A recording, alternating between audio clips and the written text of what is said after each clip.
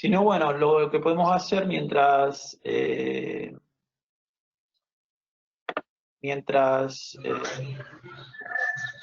activa el micrófono, por ahí hablamos con las preguntas que le hicieron a Natalia y después a vos, después cuando Dani se conecte le hacemos a ella y hacemos ahí un cierre.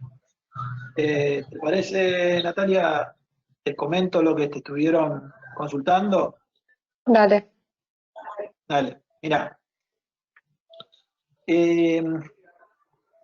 Andrés dice cómo anotarse como voluntario.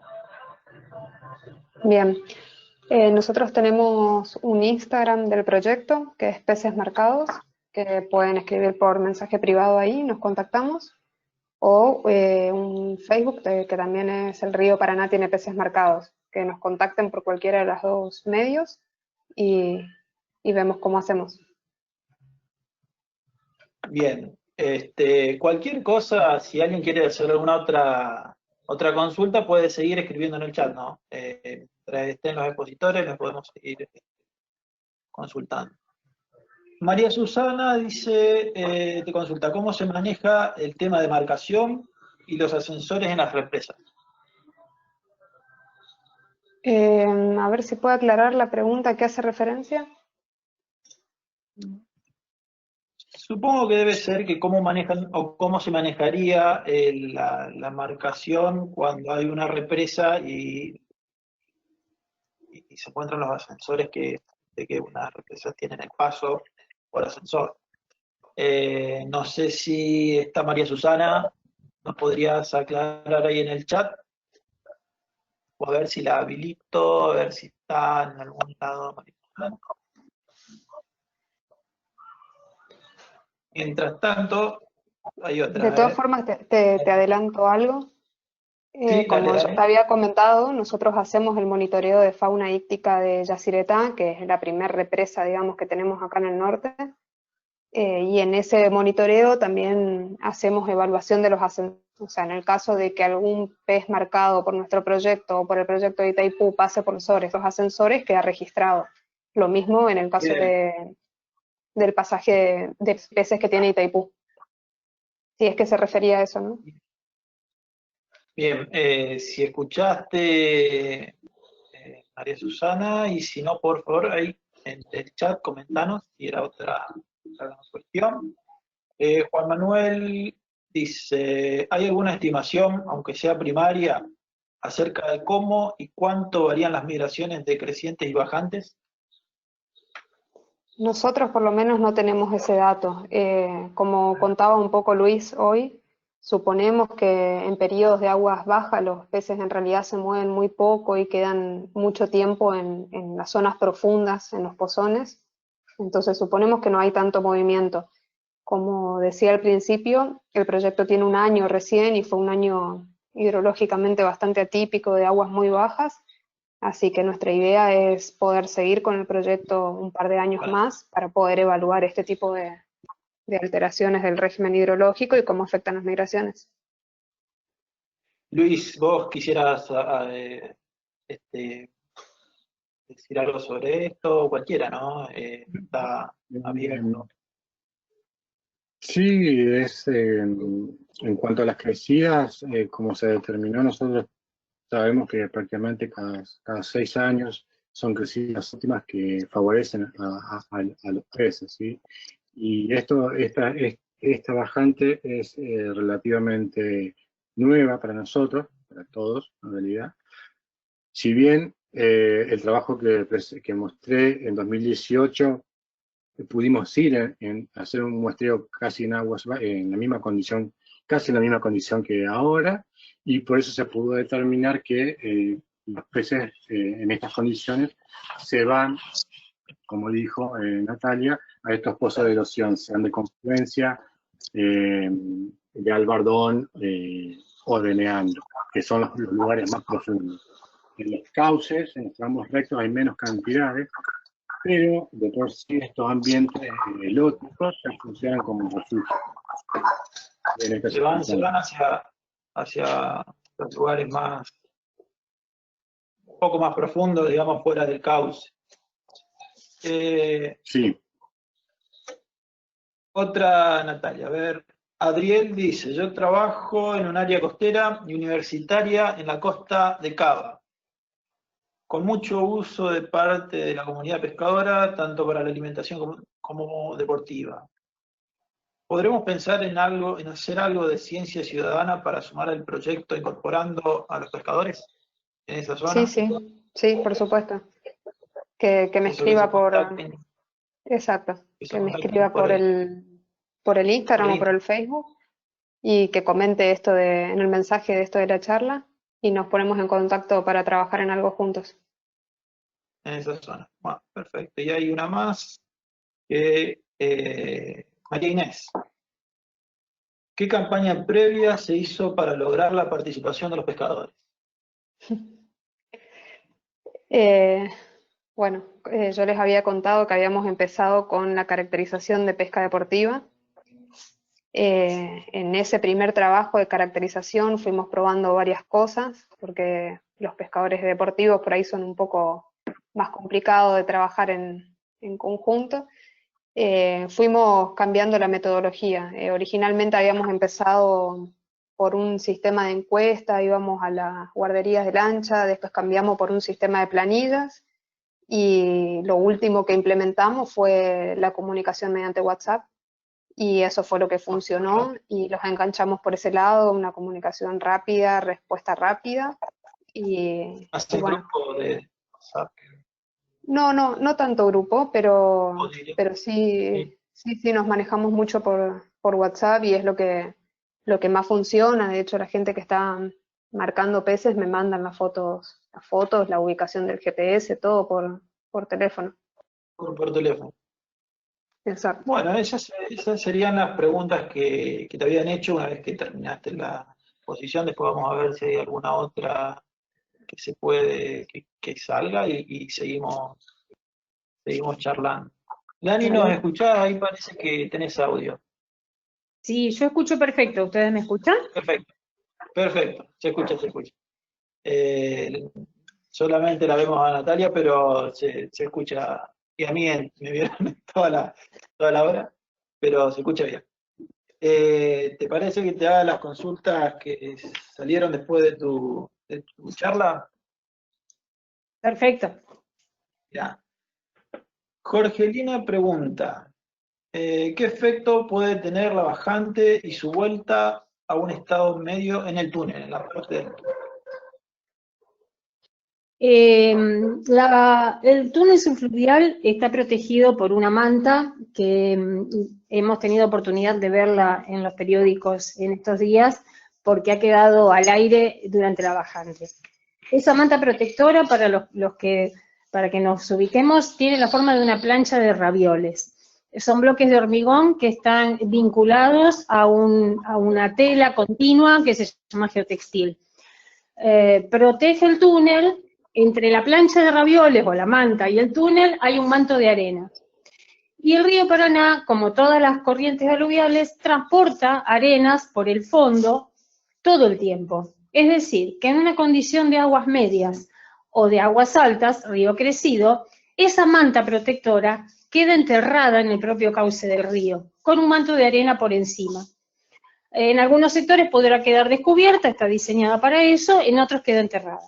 Con la bajante quedó en superficie, se la puede hasta monitorear visualmente, lo cual da una oportunidad muy interesante para las autoridades competentes de hacer una inspección visual de la condición de esa obra, que el 98-95% del tiempo está sumergida. Cuando el río recupere su nivel de aguas medias y de aguas altas, va a transportar más arena por el fondo, porque va a venir con mucha energía, por lo tanto, con la energía propia de la condición media o de crecida. Por lo tanto, con el transporte de sedimentos asociado a esas condiciones.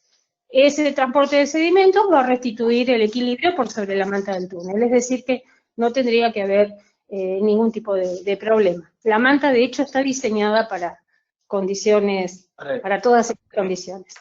Extremo. Bueno, les comento a los tres que pueden aportar cualquier momento, ¿no? Antes de seguir, Dani, vamos a volver a una pregunta que quedó de María Susana. Entonces ya para Natalia, que era María Susana Clara, que se refiere a si se tiene en cuenta que hay una marcación de peces en el momento de construcción de las represas.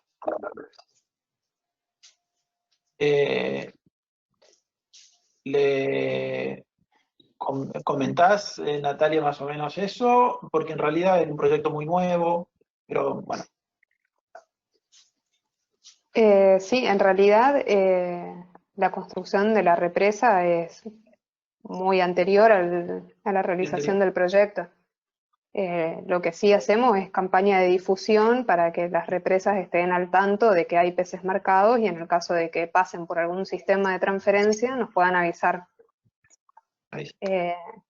De todas formas, más allá de la marcación de peces, la fragmentación de hábitat que hay más al norte, sobre todo en la parte de Brasil, como mostraba hoy Dani, hace complicadas las migraciones más hacia el norte, ¿no? Claro, están más que Dani mostraba más de 50 represas, ¿no?, que tiene Brasil en esa zona. Te sigo consultando la pregunta, Dani. A ver, Jorge dice, si está evaluado el efecto de afectación a las alturas del río, producido por el dragado del cauce del canal principal, desde puertos de zona de Rosario y aguas abajo, ¿se supone que el dragado favorece la escorrentía? El dragado no favorece la escorrentía. Lo que se draga es un canal de 100 metros de ancho como mucho para permitir calado, es decir, profundidad útil para que los barcos puedan navegar. El río Paraná tiene varios kilómetros de ancho, por lo tanto distribuye sus aguas a todo lo ancho del cauce, y el dragado aparte es una condición local. El río escurre poco o mucho por su propia pendiente topográfica, que se calcula como el desnivel que hay entre dos puntos, aguas arriba uno, aguas abajo el otro. Esa pendiente, que nosotros llamamos pendiente hidráulica, es regional, y el río se va adaptando de acuerdo al volumen de agua que tenga disponible para escurrir. El volumen de agua que tiene disponible viene de las lluvias que alimentan a todos los afluentes al río. O sea que el dragado no cambia las condiciones de un río para escurrir el agua que trae. Bien, no sé si acá sí, cualquier cosa lo pueden volver a poner ahí en el chat y lo aclaramos. A ver si María Inés consulta si es variabilidad climática o cambio climático. Bueno, yo aclaro que mi especialidad no es la climatología. De todas maneras, soy muy cauta, somos muy cautos cada vez que se habla de cambio climático para justificar este tipo de procesos. El cambio climático es una condición que se está investigando permanentemente, pero el registro de más de un siglo de alturas permite ver que el río Paraná tiene sus propios ciclos de variación asociados a las lluvias. Y las lluvias son fenómenos que se analizan en un horizonte temporal más corto, en el orden de las décadas. En ese caso hablamos de variabilidad climática, es decir, de un periodo de mayores precipitaciones o menores precipitaciones nos indicarían periodos más cortos de variación y en consecuencia el río va a transportar más o menos agua.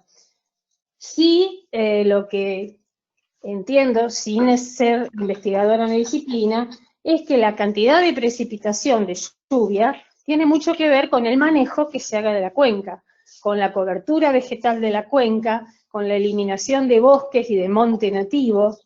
No solo Brasil deforesta, también deforestamos los argentinos. Si hay menos árboles o menos pasturas o menos arbustos, hay menos retorno a la atmósfera de agua por evapotranspiración y por evaporación, y eso altera el ciclo hidrológico. Por eso ponía la imagen inicial, son la transparencia, en la filmina.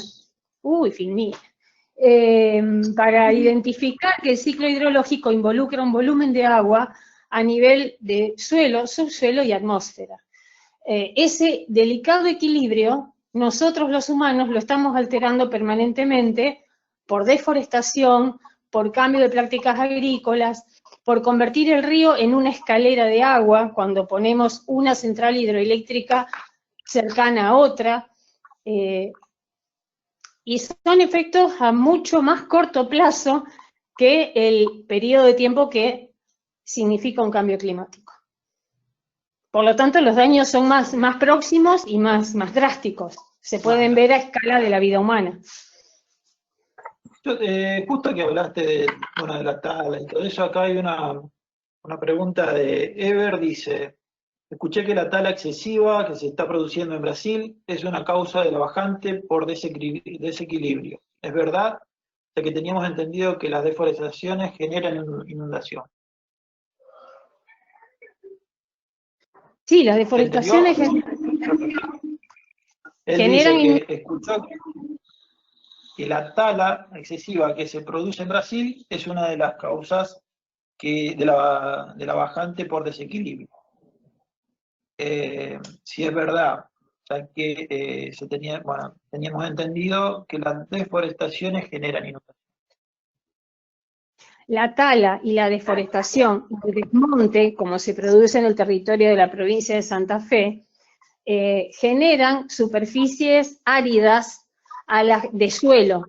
En esas superficies áridas, al suelo se le hace muy difícil retener agua en el subsuelo, que finalmente termina alimentando todos los sistemas naturales en épocas de déficit. Entonces, al haber menos agua en el subsuelo y menos agua de evaporación, porque no hay cuerpos de agua evaporando, hay menos humedad en la atmósfera. Y si hay menos humedad en la atmósfera y no se dan las condiciones meteorológicas, hay menos lluvia. Entonces, es un delicado equilibrio que si uno toca la cobertura vegetal que se debe dar en un lugar por las condiciones meteorológicas propias de ese lugar, uno toca la vegetación y toca la cantidad de agua disponible en el ambiente. Y esto afecta no solo generando inundaciones, genera también desertificando suelos. Y al desertificar suelos, hay menos posibilidad de que se dé este intercambio de agua entre superficie, subsuelo y atmósfera.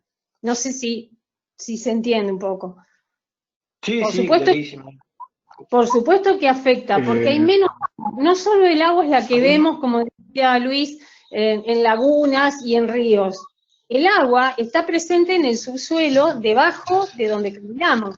Esa agua de los acuíferos también se mueve mucho más lentamente que en superficie y termina aportando a los ríos cuando el límite superior de esa agua toca un curso de agua, toca una depresión. Y alimenta el ambiente que respiramos porque también se va evaporando cuando hay déficit hídrico en el ambiente en el que nos movemos.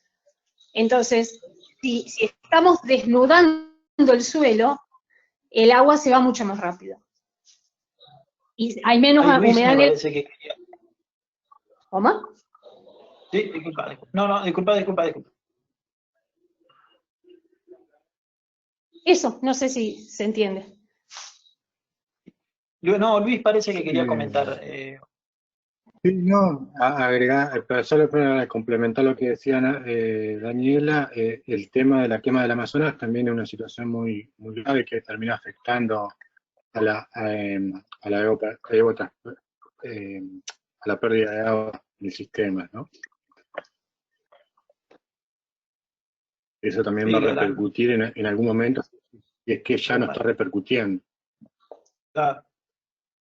Habías comentado, Daniela, que hasta el verano que viene podría seguir la bajante, ¿puede ser? Sí, en realidad, ayer hubo un taller de recursos hídricos con especialistas de primer nivel en el país, y ellos planteaban el escenario a lo que sería mediano plazo. Y es muy razonable lo que planteaban, tomo las palabras de ellos. No tenemos la crecida de invierno ni del Paraguay ni del Paraná, ni del Iguazú. Por lo tanto, hay menos agua en el sistema. No está lloviendo en este invierno, los inviernos son secos, las lluvias empiezan en primavera y se extienden al verano. Por lo tanto, lo que pudiera llegar a llover, y la predicción de lluvias es baja en el territorio del sur de Brasil, que es la cuenca de aporte, y en el territorio sobre el Pantanal, en el Paraguay, que también es cuenca de aporte, lo que pudiera llover, primero tiene que restablecer un equilibrio de cantidad de agua en el ambiente. Va a haber más infiltración porque los suelos están muy secos, lo que llamamos la condición antecedente. Entonces, ese volumen de agua se tiene que distribuir en una cuenca que tiene una superficie de 3 millones de kilómetros cuadrados y luego va a llegar al río para recuperar niveles. Así que es de esperarse que este ciclo de seca, al no haber lluvia y tener río tan bajo, se prolongue por muchos meses. Perdón. Bien, sigo, hay algunas preguntas para todos. Acá, bueno, para todos. Acá María Susana dice, ¿consideran que los estudios de evaluación de impacto ambiental realmente son eficientes? No sé si quiere contestar alguno, cualquiera. A ver. Es una... Los estudios de impacto ambiental tienen que ser muy interdisciplinarios, tienen que tener varias cosas. No sé si alguien quiere agregar eso. Los estudios PAN yo creo que tienen que ver mucho con qué organismo lo hace, Sí. me parece. Creo que por ahí viene la mano un poco. Las consultoras, por lo que sé, usan una planilla y van colocando ceros y unos como máximos y mínimos, y al final deciden, bueno, impacta mucho o poco o nada. Y para hacer un estudio de impacto ambiental hay que tener mucho más datos que eso, salir al campo y recorrer y ver, trabajar con escalas obviamente dependiendo a qué, ¿no? Pero generalmente se tiene que trabajar con 1 año, 2 años, no son de un día para otro esos estudios. A ver, ahora hay una pregunta que dice, Boris, la referencia a la... Esteban, ¿puedo agregar algo? No podría estar, estoy absolutamente de acuerdo con Luis, y además agregar que la evaluación de impacto ambiental parece más haberse convertido en una herramienta burocrática para aprobar proyectos que movilizan recursos económicos en determinado lugar. Se han convertido más en eso que en un mecanismo de protección del ambiente. Entonces, desde que el objetivo de las evaluaciones de impacto es eso, es aprobar algo para que se movilicen recursos económicos, deja de ser una evaluación de impacto. Entonces, no están enfocados como se debería, y las autoridades de aplicación de las leyes no parecen estar pensando esto en términos macroscópicos. Hay una pregunta de Boris, no sé a quién será, me parece que es a general. Dice, las referencias a la dinámica de población de peces se asocia a tirantes de referencia. ¿Existen estudios de caudales ecológicos ambientales de referencia que sean usados como base para la toma de decisiones en planificación ambiental? Yo te puedo contestar desde los recursos hídricos.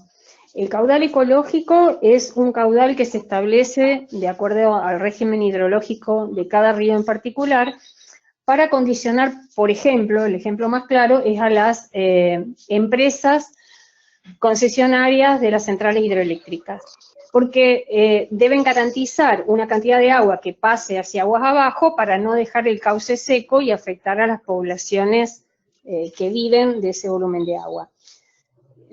Sí, responden a estudios, pero también responden a un compromiso de partes de garantizar ese caudal ecológico. Lo mismo, hay que ver la seguridad de los estudios para establecerlo, y luego el compromiso y permanencia de la voluntad de hacerlo cumplir. No sé si alguien... complementando, complementando lo que decía Daniela, hoy no solamente se tiene que garantizar el agua para esas empresas, ¿sí? También tienen que estar los servicios ecosistémicos. O sea, tiene que estar garantizar que haya inundación, por ejemplo, para que pueda estar esta dispersión de peces, para que los peces puedan, hablando particularmente los peces, ¿no? Sé que va a afectar muchas comunidades. Pero tiene que garantizar eso, ¿sí? Entonces se está viendo un cambio de paradigma en cuanto a la definición de caudal ecológico o caudal ambiental. Hay estudios que ya están llevando a ese nivel. Bien. Bueno, ahora vienen varias preguntas para Luis y después algunas. Dice Gabriel. ¿Consideran catastróficas las consecuencias de la presión de pesca en estas condiciones hídricas? Sí, la presión de pesca. A ver, bien, yo, bueno, como pudieron apreciar en la presentación, estoy más en la parte de ecología y te puedo llegar a inferir cómo puede afectar a la pesca, ¿no? Obviamente que si no hay reproducción, como estuvimos viendo, como estuve mostrando, como también aportó Natalia, eso tiene un efecto. Si se está pescando en estas situaciones, donde están los peces de confinamiento, donde hay menos agua, donde están en las lagunas, se van a pescar los reproductores. Al pescar los reproductores, cuando hay una creciente, si es que la hay, si es que viene una creciente, no va a haber peces. Teniendo en cuenta los peces que se van a reproducir en la próxima creciente, recién van a estar disponibles de acá a 2 a 3 años para nuestros pesqueros. Entonces, es lo que yo hoy intenté mostrar. En la década del 2000, cuando hubo sobrepesca, que no se tuvieron en cuenta, que no hubo creciente, que se empezó a pescar indiscriminadamente, empezó a pescar, se llegó a pescar hasta 35.000 toneladas, y a partir de ahí se fijó la cuota de 15.000 toneladas, y como repito, se tuvo en cuenta únicamente que bajó en 500 toneladas, que para mí esas 500 toneladas es insignificativas, son insignificativas a nivel de volumen de pesca que se está usando, ¿no? Entonces, y así, en una situación de que hubo una disminución en las exportaciones, se tomó un criterio precautorio. Yo creo que hoy es adecuado tomarlo, ya que no sabemos, como bien dijo Natalia, dónde estamos parados respecto a cuánto debemos pescar, cuánto debemos exportar. ¿Sí? Sí, aparte, siendo uno de los pocos países que exporta su recurso turístico continental. Creo que hay 2 países, uno africano y nosotros. Ya creo que hubo una ley en 2004 para abolir eso, y sin embargo hasta el día de hoy no se hace. Por eso creo que sí, hay que tener cuidado, y aclarar también que la pesca de subsistencia no es una pesca depredadora, es simplemente, como la palabra lo dice, subsistencia. Santa Fe hoy en día no distingue entre un carnet de pesca comercial y de pesca de subsistencia. Si bien la pandemia está ayudando a que hoy no haya tanta gente en el río, si no se declara una veda, en el momento que salgan a pescar, van a ser desastres. Se está viendo videos que han llegado, que se están mostrando, que están asesinando a los peces, ¿no? Con respecto a eso, hay una pregunta de Jorgelina que dice, ¿hay alguna especie de pez que puede ser más vulnerable a la bajante o bajante extendida en el tiempo, 2 o 3 años? Sí, no sé si particularmente una especie, las poblaciones de los migradores son totalmente dependientes de esas crecientes, o sea, de la creciente y de la bajante, ¿no? Pues necesitan la bajante para poder entrar a las lagunas, reproducirse y poder Sí, volver a exacto. dispersar cuando haya una nueva creciente. Obviamente, si no hay crecientes, no hay reproducción, y eso afecta a las 2 especies, 15 especies de migradoras que son de interés comercial. Por lo menos a ese nivel sí lo afecta. Sí. También con el mismo tema, esto no sé si lo manejan, pero Gabriel pregunta si es compatible las 15.000 toneladas de cupo a las 35.000 del 2003-2004, teniendo en cuenta la altura del río.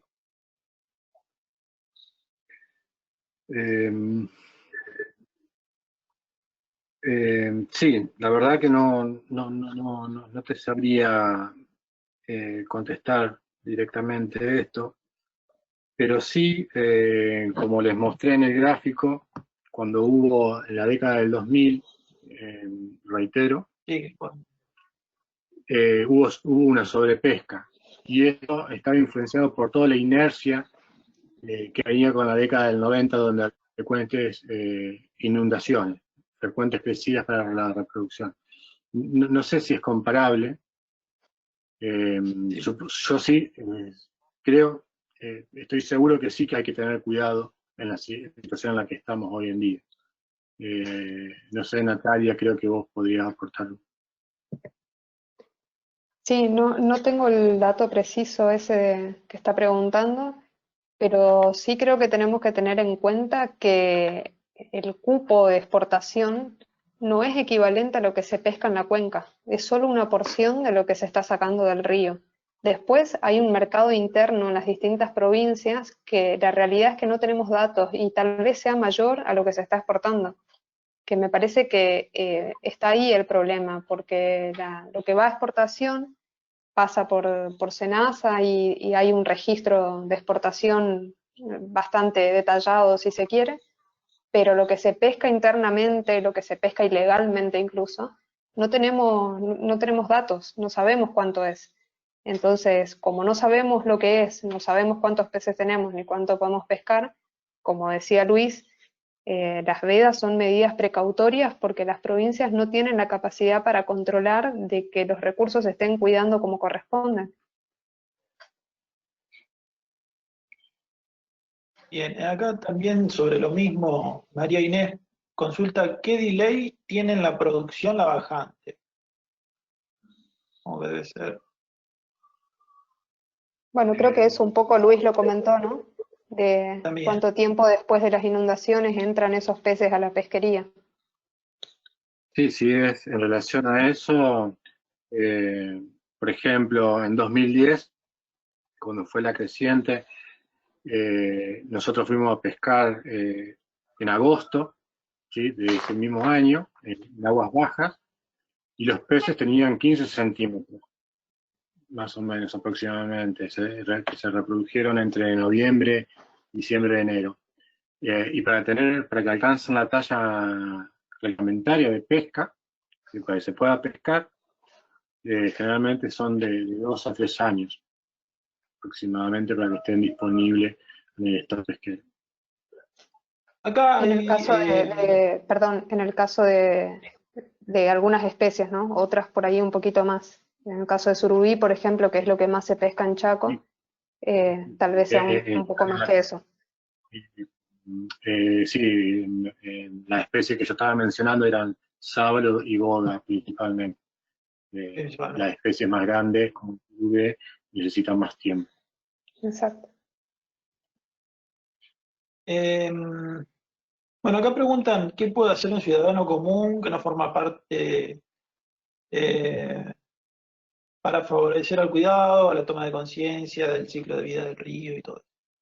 No sé si alguno puede Dani, me parece que te silenciaste nuevamente. Fíjate para que si quieres hablar o aportar algo, deberías volver a hablar. ¿Qué puede hacer un ciudadano común?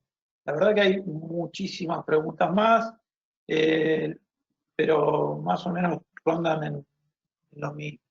No sé si alguno puede o quisiera contestar eso.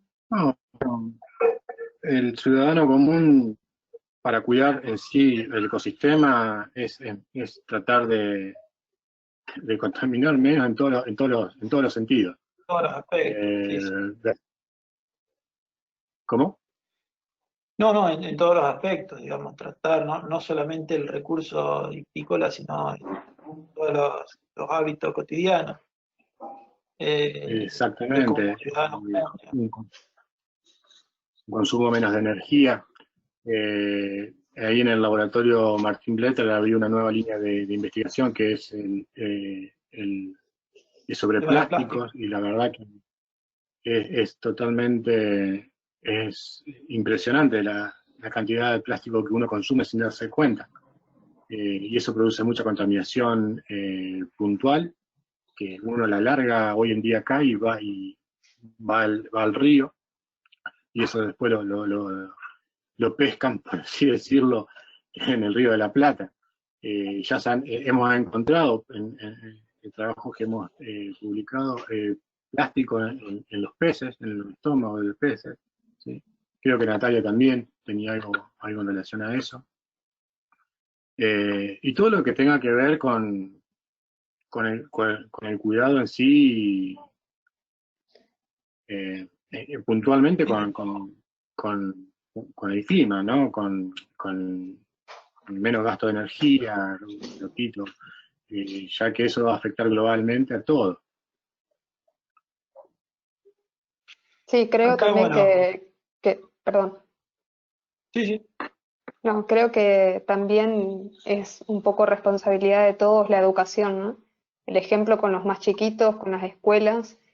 El ejemplo me refiero a sacarle el papel a un caramelo y no tirarlo en la vereda, porque no sabemos dónde va a terminar ese papelito. Y todas esas cosas suman a que el ambiente esté un poco mejor. Sí, todo lo que uno puede hacer influye de alguna manera. Acá hay otra pregunta a Luis, y creo que más o menos estaríamos, no sé si hay alguna otra, pero las otras son similares a lo que ustedes estuvieron comentando, digamos. A Luis, ¿quiénes o qué organismos deberían tener en cuenta las fluctuaciones hidrológicas? Pregunta. Bueno, son como mencionaba Daniela, son todos esos institutos que estaban hoy, el INA, el INTA,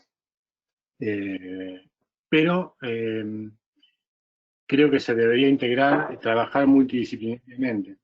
Cada organismo debería tener por lo menos otro punto de vista para analizar ese tipo de datos, ¿sí? Como por ejemplo, Mario, mi director, que es ingeniero en ciencias hídricas, él me enseñó de la parte hidrológica, yo le enseñé a él la parte biológica, y hoy concluimos el laboratorio, formamos el laboratorio de hidroecología, ¿no?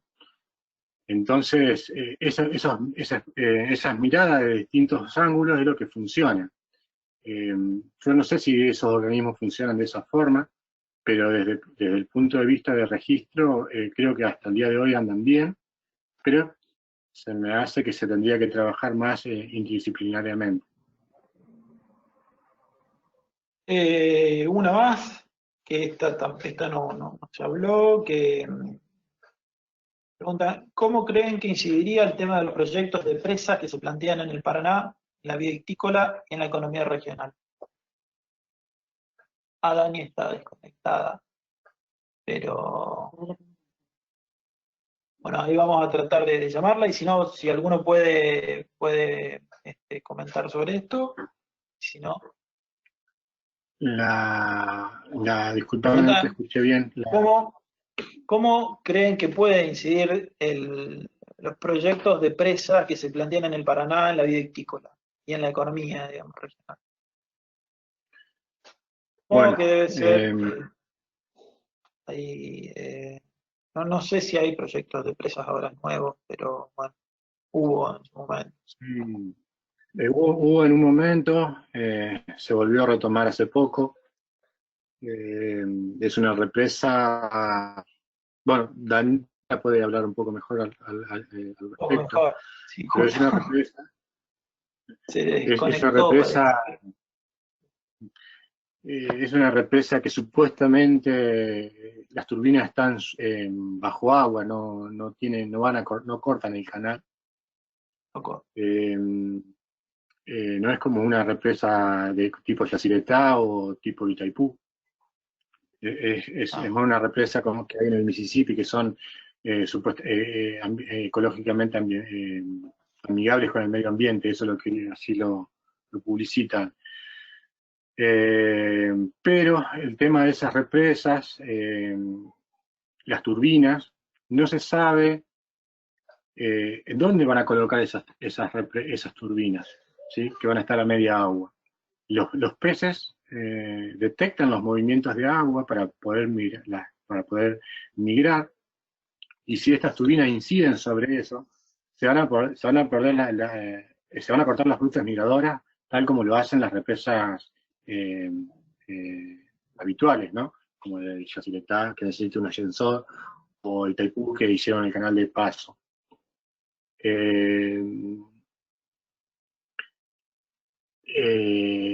No se tiene datos, de cómo influiría, pero sí se sabe que las represas en planicie son las que menos producen también. Así que eso también habría que tenerlo en cuenta, ¿no?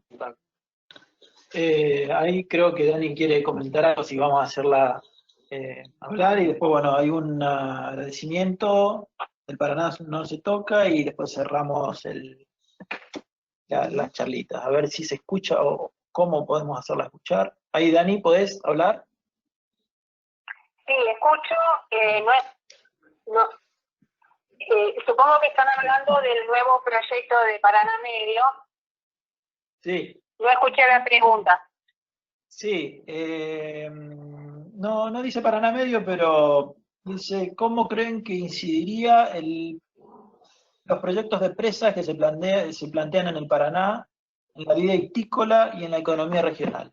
Luis nos estaba comentando que él cree que debe ser por las represas, otro estilo de represa que hay proyectos en el Paraná, diferente a la de Yacyretá, que tienen un poco de menos, o son más amigables, tienen otro impacto hacia el ambiente. No sé si querés aportar algo sobre esto. Sí, me voy a permitir un leve desacuerdo con Luis. ¿Se escucha? No. Un poco para ver si se escucha alguien. Luis y Natalia, ¿la escuchan? Sí. Sí. Bueno, antes que diga algo, Daniela, lo que yo quise decir es que así la publicitan. Yo no estoy de acuerdo con que la sean publicita, amigables sí, con el sí. medio ambiente. Sí, la publicita. No. La publicita. El que le Ahí vamos. Ahí vamos, Luis. No es amigable con ningún tipo de pensamiento ambiental. Para que se den una idea, en la única presentación que logramos interna en la Facultad de Ingeniería y Ciencias Hídricas, donde se hizo parte de los estudios, pregunté si se había hecho al mismo tiempo la evaluación previa de impacto ambiental. No se había hecho, siendo que la evaluación ambiental sería probablemente lo que hace caer la sola idea, no hablemos del proyecto. Las turbinas que se colocarían son de eje horizontal, alineadas con la dirección de la corriente, y se instalan en una especie de escalón de fondo que se construye a lo ancho del río.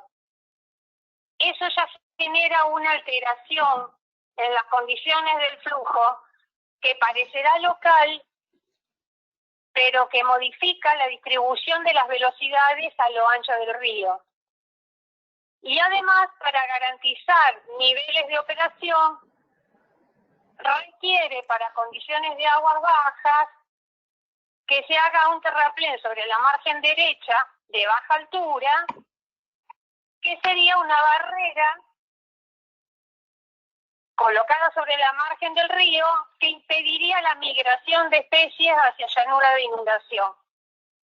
Tiene previsto un par de lugares de paso, pero el embalse está y generaría, digamos, un impedimento al trasvase de agua desde el curso principal hacia su planicie en la zona de emplazamiento de la presa, no es presa, de las turbinas que estarían en un escalón de fondo de hormigón metido en el cauce de uno de los más grandes ríos del mundo. Bien. Perdón por el desacuerdo. No estaba en desacuerdo. Te agrego... Fui yo el que metí la pata y lo explicó también bien Luis, que la publicitan de una manera y puede ser otra cosa. Bueno, y ahí, ¿Te agrego algo con respecto a eso, puede ser? Sí. Acá en el Alto Paraná también hay una proyección de una nueva represa que estaría a la altura de Itatí del lado argentino y Tacorá del lado paraguayo, que es un embalse compensatorio de Yacyretá, que ya estaba en los planos originales y que nunca se llegó a construir, y hace un par de años, en realidad hace 1 año y medio, se reflotó la idea de poder hacer esa represa, que es básicamente una represa como Yacyretá, y con respecto al impacto regional, acá en la provincia sería catastrófico porque generaría un embalse en toda la zona del Alto Paraná, de la provincia de Corrientes, que prácticamente vive de la pesca deportiva, y el cambio de especies que habitan los embalses, como sabemos que pasó en Posadas, va a hacer que la economía regional de pesca deportiva se pierda completamente, siendo que hay localidades enteras que viven de eso, ¿no? Más allá de la necesidad de energía que se requiere, la verdad es que sería bastante trágico. Bueno, creo que fueron muy claras las respuestas de las preguntas. Acá Jorge dice, bueno, un agradecimiento desde Paraná no se toca. Ellos hicieron una presentación a la provincia por el tema para que se implemente la veda y un plan integral de esta problemática, y bueno, agradecen todos estos aportes que siguen brindando para, bueno, como fundamentos de su labor, digamos, del trabajo de esta organización. Hay otras preguntas, pero la verdad que son similares a lo que quedó. Me parece que estuvieron muy claros todos, y ya medio que se nos alargó bastante. Así que bueno, muchísimas gracias a los tres expositores, Luis, Natalia y Daniela, que se tomaron el trabajo de estar 2 horas acá contándonos, no, más de 2 horas, contándonos qué es lo que hacen, cómo ven la actualidad y bueno, qué cosas se pueden hacer y cómo mejorar. La verdad que muy interesante. No sé si alguno quiere decir cerrar con algo con respecto, o se le pasó algo, o si no, directamente cerramos el día de hoy.